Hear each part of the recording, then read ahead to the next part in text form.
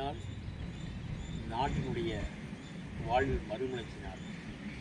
இந்நாள் பொன்னாள், இந்நாள் திருநாள். இந்த நாள் இந்திய விடுதலை சிற்பிகளில் ஒன்றான மகாகவி பாரதியாரின் பிறந்த நாள். இந்த நாள் இந்த நாட்டில் எல்லா இதுகளையும் அகற்றி புதியதொரு கலங்கரை விளக்கத்தை ஏற்படுத்திய நாள். இந்நாள் எந்த நேரமும் சமுதாய விழிப்புணர்வு ஏற்படுத்தி உரிமையும் வேட்கை பெற்று தந்த நாள். இந்நாள்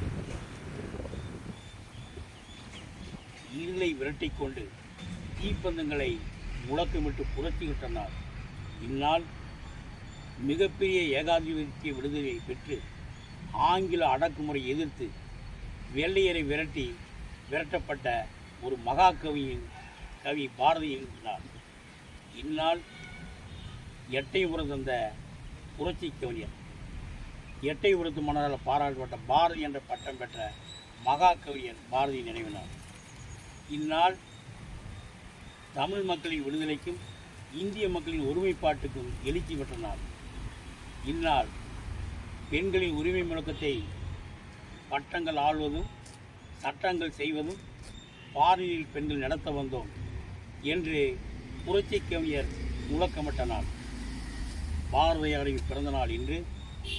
அவர் வாழும் காலத்தில் வறுமையை பரிசாக பெற்றாலும் கூட நாட்டு மக்களே எழுத்தும் தெய்வம் என் எழுதுகோளும் தெய்வம் என்று மிகப்பெரிய லட்சியத்தை ஏந்தி கொண்டு விடுதலை முழக்கத்தை, தேச உணர்வை, தேச பக்தியை ஏழை எளிய மக்கள், வாழ்விழந்து வறுமையில் வாடிக்கொண்டிருக்கும் மக்களுக்கெல்லாம் ஒரு மிகப்பெரிய விடுதலை உணர்வை ஏற்படுத்தி செந்தமிழ் நாடெனும் போதினிலே இன்ப தேன் வந்து பாயுது காதினிலே, எங்கள் தந்தையார் நாடென்ற பேச்சினிலே ஒரு சக்தி பிறக்குது மூச்சினிலே என்று தேச விடுதலைக்கு பாடுபட்ட நாள் இந்நாள்.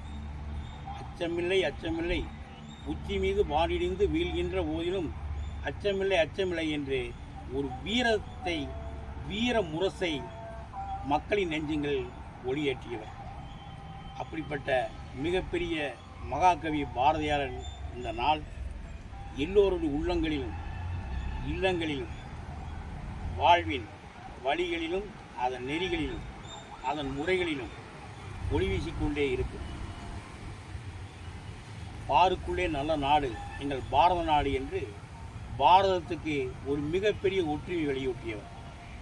அவர் காசியில் சில காலம் தங்கியிருந்தாலும் கூட மதுரையில் சேதுபதி பள்ளியில் தமிழாசிரியாக பொறுப்பேற்றுக் கொண்ட பிறகும் சுதந்திரத்தின் யங் இந்தியா போன்ற பத்திரிகைகளெல்லாம் அவர் ஆசிரியராக பொறுப்பேற்றுக் கொண்டு மிகப்பெரிய ஒரு லட்சிய கடனை ஏற்படுத்தி தேச விடுதலைக்காக பாடுபட்ட அரவிந்தர், நிவேதிதா என்ற பாரத பெண்மணிகளுக்கு ஒரு லட்சிய தெய்வமாய் திகழ்ந்தார் பாரதியார்.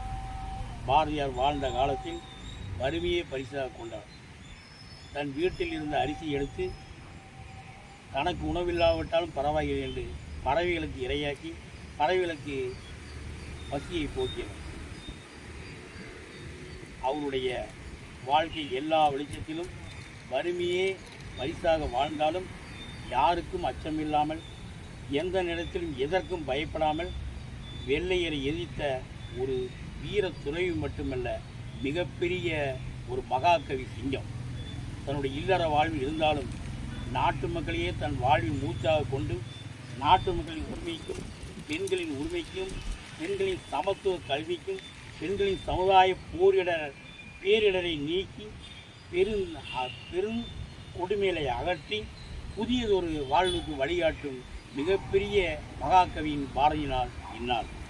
இந்நாள் அவர் பல்வேறு தன்னுடைய கவிதையின் மூலம் புரட்சிகளை செய்தாலும் கண்ணன் பாட்டு, பாப்பா பாட்டு, குயில் பாட்டு என்று குழந்தைகளுக்கெல்லாம் ஜாதியில் இல்லையடி பாப்பா உயர்வு தாழ்ச்சி உயிரி சொல்லும் பாவம் என்று ஜாதிகளை அறவே ஒழித்த ஒரு உன்னதமான சிங்கம்.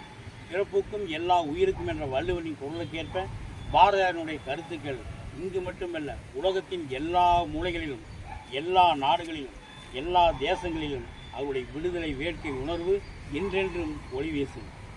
ஆடுவோமே பள்ளி பாடுவோமே, ஆனந்த சுதந்திரம் அடைந்து விட்டோம் என்று சுதந்திரம் பெறுவதற்கு முன்பே சுதந்திர வேட்கையை மக்களின் நெஞ்சில் ஊட்டியவர். அப்படிப்பட்ட பாரதியாருடைய வாழ்ந்த காலம், அவர் இறந்து பொழுதும் கூட அவருடைய அடக்கம் செய்ய போவது அங்கே 20 பேர் மட்டும்தான் இருந்தார். அப்படிப்பட்ட மகாகவியின் வரலாறு இன்று மிகப்பெரிய உயர்ந்த லட்சியத்தை ஏற்படுத்தி அவருக்கு மிகப்பெரிய ஒரு லட்சிய ஒளியாக ஒரு மிகப்பெரிய கௌரவத்தையும் விருதையும் தந்து இந்த புண்ணிய தமிழ்நாட்டின் இந்திய திருநாட்டில் மிகப்பெரிய தவப்புதல்வாய் மகாகவி பாரதியார் வாழ்ந்தார் என்பது நமக்கு மட்டுமல்ல, எல்லோருடைய தமிழர்கள் இந்தியர் உள்ளங்களிலும் அவர் என்றென்றும் ஒளி வீசிக் கொண்டிருப்பார் என்று அவருடைய இந்த நினைவு நாள், இந்நாள் பொன்னாள், இந்த நினைவு நாள், அவர் பிறந்த நாள். அந்த நினைவுகளை கொண்டு நாம் அவர் வழி செல்வதே நாம் அவருக்கு செய்யும் நன்றி கடனார். நன்றி வணக்கம்.